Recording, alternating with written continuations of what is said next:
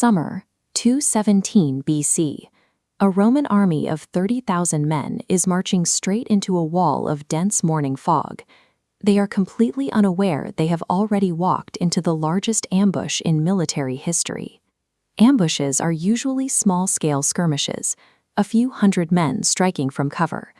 But successfully hiding 50,000 soldiers to perfectly surround and annihilate an entire army requires an almost impossible level of geographical control.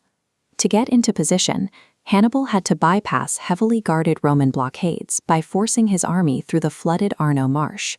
For 4 days and nights, his soldiers waded through neck-deep water with nowhere to sleep or rest.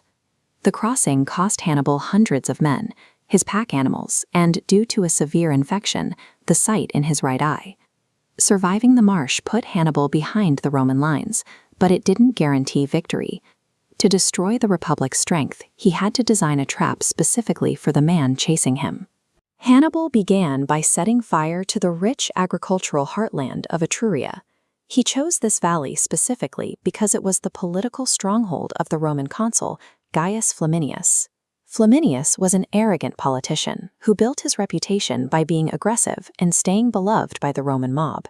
He couldn't afford to look weak, and he certainly wouldn't wait for reinforcements while his own territory burned.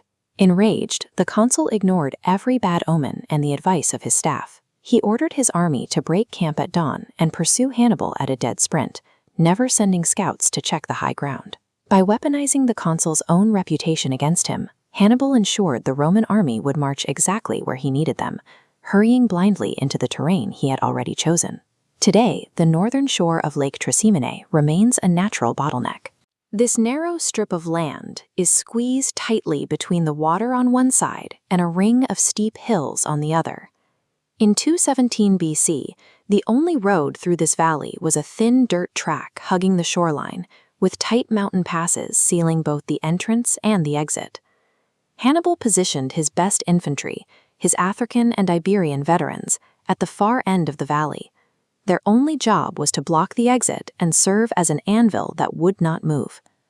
Along the entire ridge overlooking the road, he hid 17,000 Gallic warriors in the trees, waiting for the signal to drop onto the Roman flank. Finally, near the valley's entrance, he hid his Numidian cavalry. As soon as the last Roman soldier passed through, they would sweep down and seal the exit behind them. To maintain the illusion of a retreat, Hannibal lit fake campfires miles past the exit. The Romans saw the smoke and assumed their enemy was still miles ahead of them. This specific geography neutralized Rome's numerical advantage. On this narrow path, 30,000 men couldn't form a battle line. They were just a long, vulnerable target. At dawn, the head of the Roman column marched through the fog and crashed directly into Hannibal's veterans. The entire line ground to a halt, with the rear of the army still filing onto the road. Hannibal gave the signal. 17,000 Gauls poured down the hillside into the exposed Roman flank, while the cavalry slammed into the rear to seal the trap. The breakdown was instant. Pinned against the water in the thick fog, the Romans couldn't hear orders or see their officers. They were attacked from every side before they could even draw their swords. For 3 hours, the valley became a slaughterhouse. Thousands of Romans tried to escape by swimming, only to be dragged to the bottom of the lake by the sheer weight of their armor and heavy shields. From the moment the first Romans stepped onto that shoreline path, the outcome was a mathematical certainty. Hannibal had engineered a scenario where 30,000 men were effectively dead before the first blow was even struck.